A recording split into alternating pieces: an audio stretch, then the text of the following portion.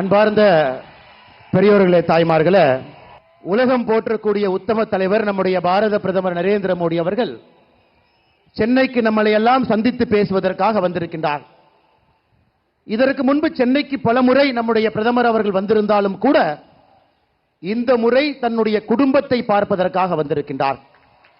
ஒரே இடத்துல ஆயிரக்கணக்கான தொண்டர்களை சந்தித்து உங்களிடம் பேசுவதற்காக வந்திருக்கக்கூடிய பாரத பிரதமர் அவர்களை உங்கள் அனைவரின் சார்பாக வரவேற்று மேடையில் இருக்கக்கூடிய நம்முடைய தலைவர்கள் அண்ணன் முருகன் அவர்கள் உட்பட பாரதிய ஜனதா கட்சியினுடைய எல்லா தலைவர்கள், ஐயா ஜி.கே. வாசன் அவர்கள், தமிழறிவு மணியன் அவர்கள், ஐயா பாரிவேந்தர் அவர்கள், ஐயா ஏசி சண்முகம் அவர்கள், ஐயா ஜான் பாண்டியன் அவர்கள் உட்பட மேடையில் இருக்கக்கூடிய எல்லா கூட்டணி கட்சியினுடைய தலைவர்கள், அண்ணன் தேவநாதன் யாதவ் அவர்களும் உட்பட மிக முக்கியமாக இங்கே வந்திருக்கக்கூடிய நம்முடைய அன்பு சொந்தங்கள், சகோதர சகோதரிகளே, நம்முடைய மத்திய அமைச்சர் அண்ணன் முருகன் அவர்கள் சொன்னார்கள் மோடியினுடைய குடும்பம் என்று சொன்னார்.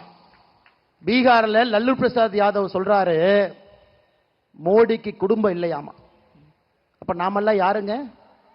லல்லு சொல்லுகின்றார் மோடி அவர்களுக்கு குடும்பம் இல்லை, தனி மனிதன் என்று சொல்லுகின்றார். 142 கோடி மக்கள் நாம் இருக்கும் பொழுது மோடி அவர்களுடைய குடும்பம் நாம தானுங்க. அதனால் நீங்கள் அனைவரும் உறக்க சொல்ல வேண்டும், மோடியின் குடும்பம் நாம் என்று சொல்ல வேண்டும். மோடியின் குடும்பம், மோடியின் குடும்பம், மோடியின் குடும்பம்.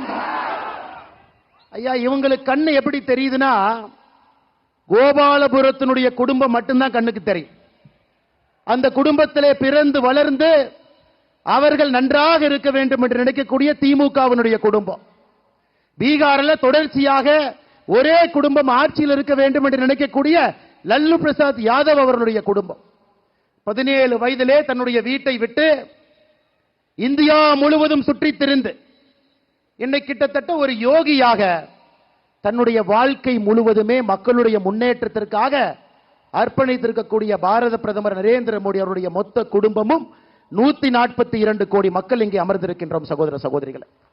ஐயா, அது மட்டும் இல்லைங்க, இந்த தேர்தலில் நாம் மோடி ஐயாவுடைய குடும்பம் என்று அவர்களோடு நிற்கும் பொழுது கோபாலபுரத்தினுடைய குடும்பத்தையும் திமுகவில் சிற்றரசர்கள் போல தமிழகம் முழுவதுமே வளர்ந்திருக்கக்கூடிய 4வது தலைமுறையாக அரசியல் இருக்கக்கூடிய எல்லா குடும்பத்தையும் அரசியல் இருந்து அகற்ற வேண்டிய நேரமும் இது சகோதர சகோதரிகள்.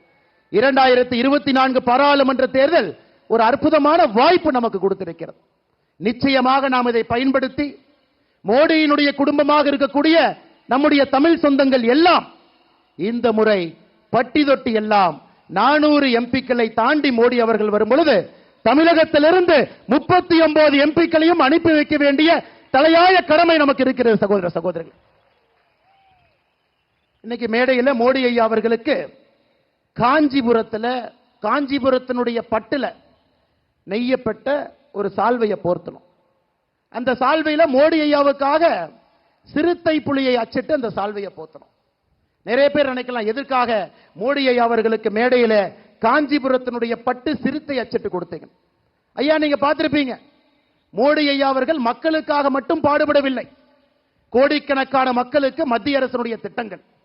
இன்னொரு பக்கம் பார்த்தீங்கன்னா வாய் பேச முடியாத ஜீவன்களுக்கும் பாடுபட்டு கொண்டிருக்கின்றார். 2014 நாம் ஆட்சிக்கு வந்த பொழுது வெறும் 7910 சிறுத்தை புலி இருந்துச்சுங்க.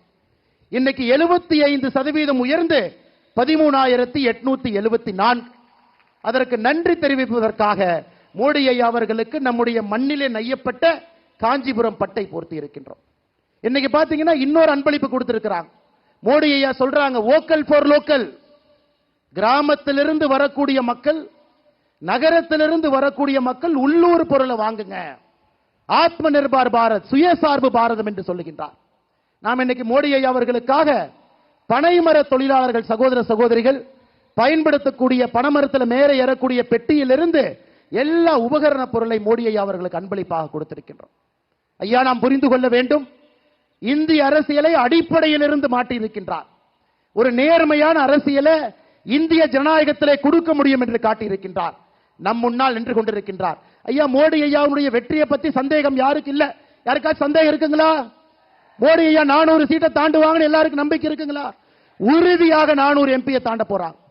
நாம் இன்று செய்ய வேண்டிய தலையாய கடமை அந்த 400 பாராளுமன்ற உறுப்பினர்களை தாண்டும் பொழுது தமிழகத்திலிருந்து 39 பாராளுமன்ற உறுப்பினர்களை அனுப்பி வைக்க வேண்டும் என்று சபதம் எடுப்பதற்காக சென்னையிலே YMCA மைதானத்தில் நம்முடைய கூட்டணி கட்சி தலைவர்களோடு நாம் அமர்ந்திருக்கின்றோம். சகோதர சகோதரிகளே, இன்னைக்கு தமிழகத்தில் நடக்கக்கூடிய திமுக ஆட்சியை பாஞ்சாலி சபதத்தில் மகாகவி சுப்பிரமணிய பாரதி சொல்லி இருக்கின்றான்.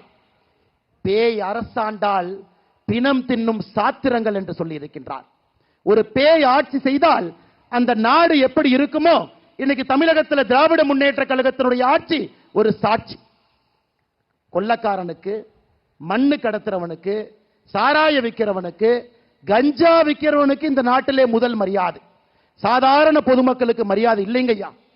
பேய் அரசாண்டால் பிணம் தின்னும் சாத்திரங்கள் என்று பாஞ்சாலி சபதத்திலே மகாகவி சுப்பிரமணிய பாரதி சொன்னது போல நடக்கக்கூடிய ஆட்சியை அகற்ற வேண்டிய நேரமும் காலமும் நமக்கு வந்துவிட்டது சகோதர சகோதரி. அதனால் பொறுமையாக மோடி ஐயாவுடைய பேச்சுக்காக காத்திருக்கக்கூடிய எல்லா சகோதர சகோதரிகளுக்கு ஒரே ஒரு சங்கல்பத்தை எடுத்து செல்வோம். ஒரு தவமாக வேலை செய்வோம். அடுத்த 60 நாட்கள் இந்திய அரசியல்ல மிக முக்கியமான 60 நாட்கள். காரணம், இன்னைக்கு எல்லாம் நாளைக்கு பத்தி யோசிச்சுட்டு இருக்காங்க.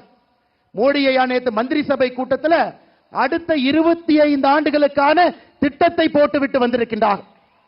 The politicians of today, they think about tomorrow morning. We have a Prime Minister Honorable Narendra Modi ji who has prepared the vision for the next 25 years. Next 25 years, he got a vision in his hand. He is not going to rest till India becomes the #1 country in the world. அப்படிப்பட்ட அற்புதமான தலைவனை பெற்றிருக்கின்றோம். 25 ஆண்டுகளுக்கான திட்டத்தை கையிலே வைத்திருக்கின்றார். அதற்கான அடித்தளத்தை 2024 அமைப்பதற்கு தயாராக இருக்கின்றார். அதனால் மோடியோடு நிற்போம். மோடி குடும்பத்தினர், மோடி அவர்கள் 39 பாராளுமன்ற உறுப்பினரை தமிழகத்திலிருந்து அனுப்பி வைக்க வேண்டிய கடமை நமக்கு இருக்கிறது. சகோதர சகோதரிகளே, உங்கள் அன்பிற்கும் பாசத்திற்கும் மோடி ஐயாவிற்கு தொடர்ந்து நீங்கள் கொடுக்கக்கூடிய ஆதரவுக்கும் நன்றி தெரிவித்து என்னுடைய உரையை முடித்துக் கொள்கின்றேன்.